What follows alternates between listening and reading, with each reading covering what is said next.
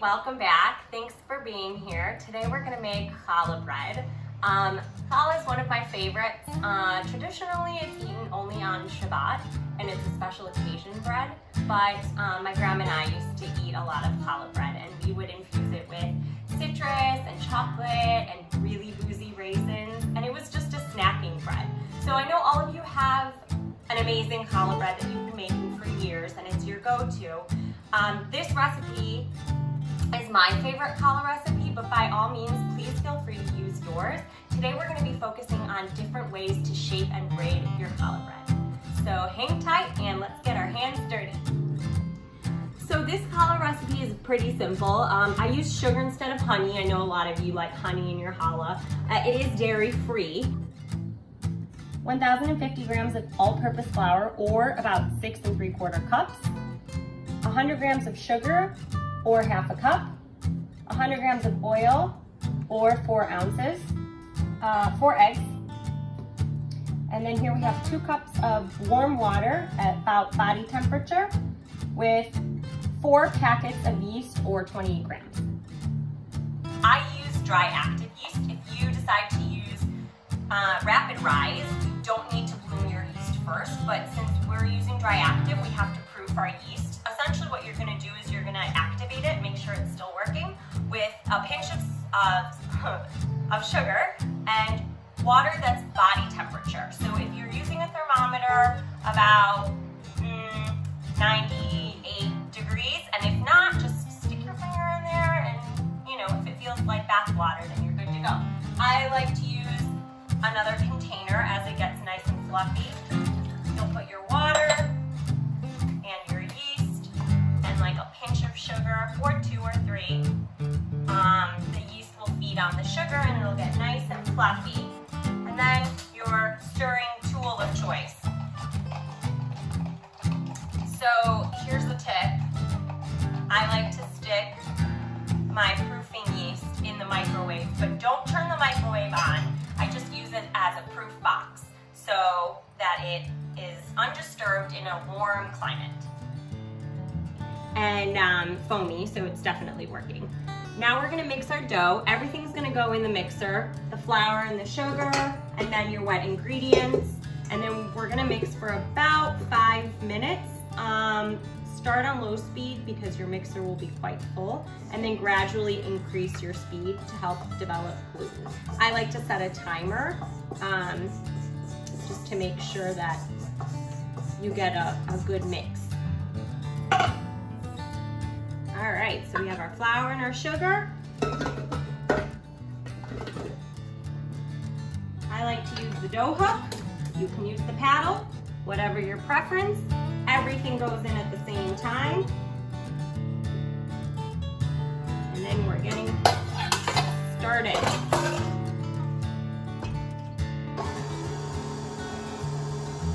Okay, so this is what your dough looks like after you're mixing.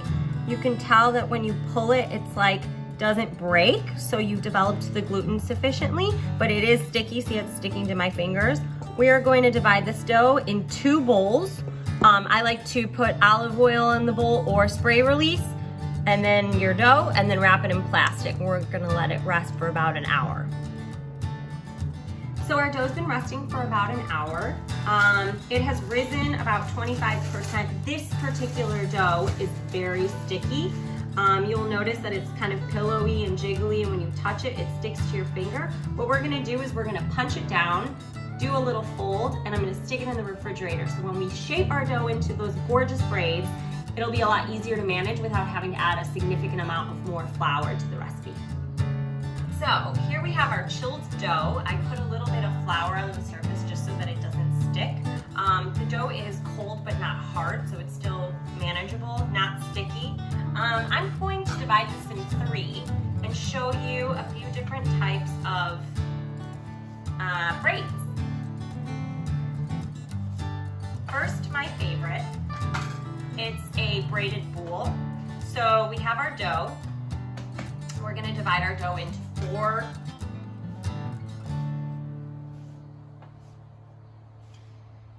And each of these we're gonna roll out in like a little log.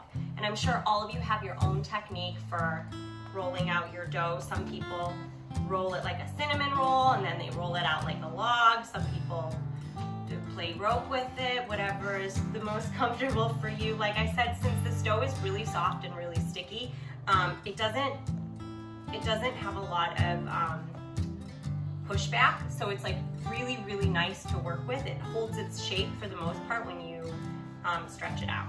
So we have our 4 logs. This is a great activity for the kids, playing with your food, and it's okay. Okay, so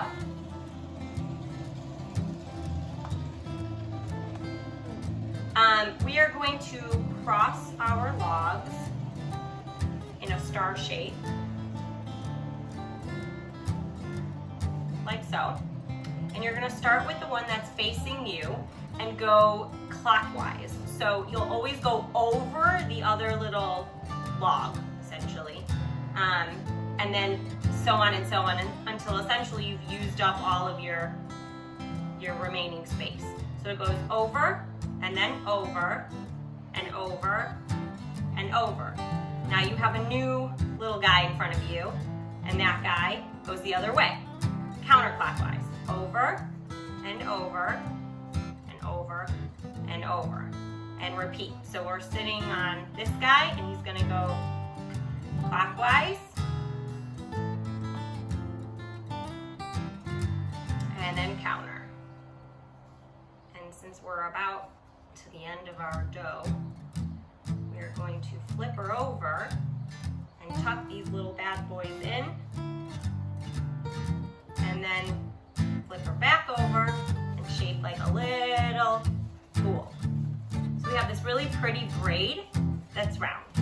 I like this shape the best because I feel like the inner parts of the challah stay really nice and moist and they don't dry out. But like I said, it's not a traditional shape. So we're gonna let these guys proof, and then we'll egg wash and stick them in the oven, and then we'll eat them. Another really cool shape that I think is really fun is similar to that of a babka. I'm choosing to have this be a sweet challah. So what I'm gonna do is I'm going to brush it with either oil or butter. In this case, we're gonna use butter. And we're gonna sprinkle it with cinnamon sugar combination. I just did white sugar, dark brown sugar, and a sprinkle of cinnamon. And that will be spread on the dough. It'll adhere to it with your fat, so oil or butter of your choice. And then we will roll it like a cinnamon roll. It's gonna go in the cooler to chill for a little bit, and then we will cut and braid. So you'll have a yummy, delicious surprise in the middle of your challah. You don't want to sprinkle too much, or otherwise you'll start to lose some. So I just do a little bit just to coat your dough, and then you roll her up.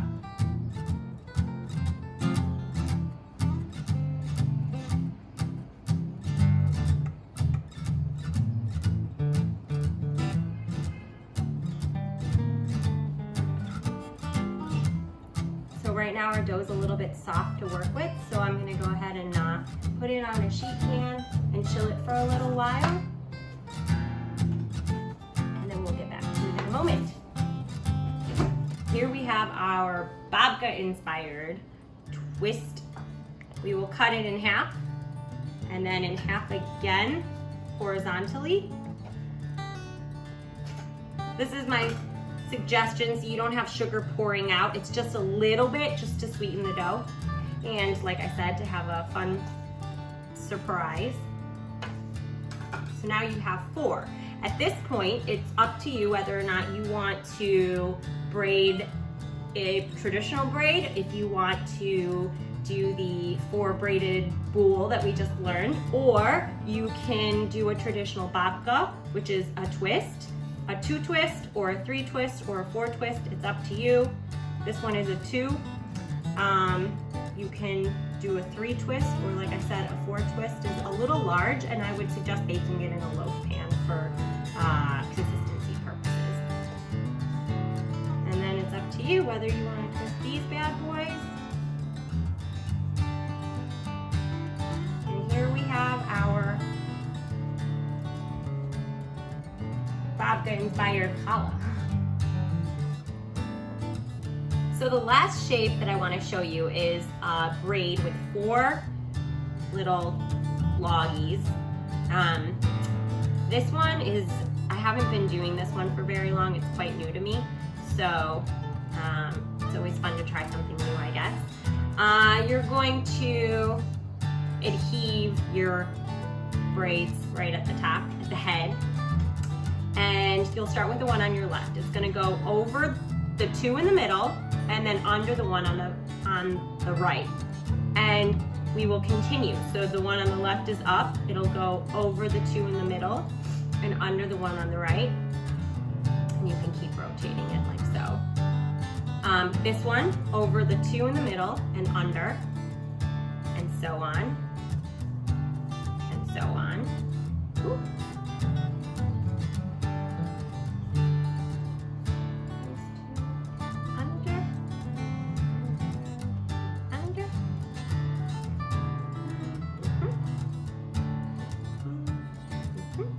And when you're done, you just stick and tuck.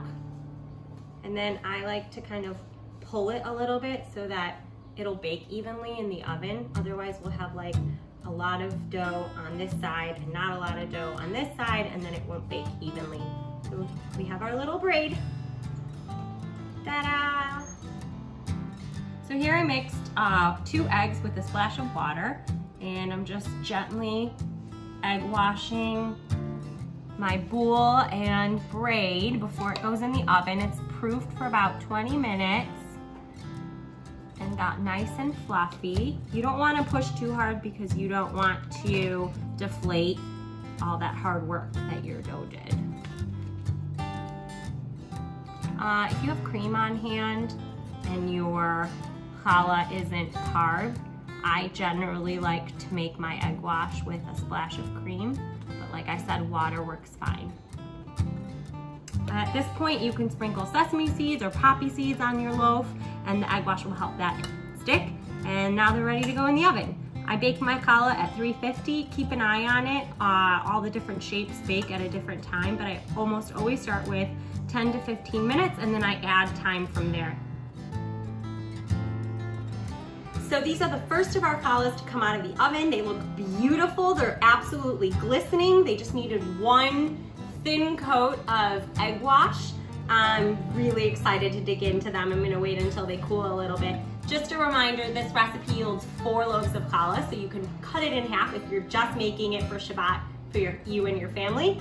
Thank you so much for being here today and experiencing the challah braiding process with me. Hopefully you learned lots, and looking forward to next time. Shabbat Shalom.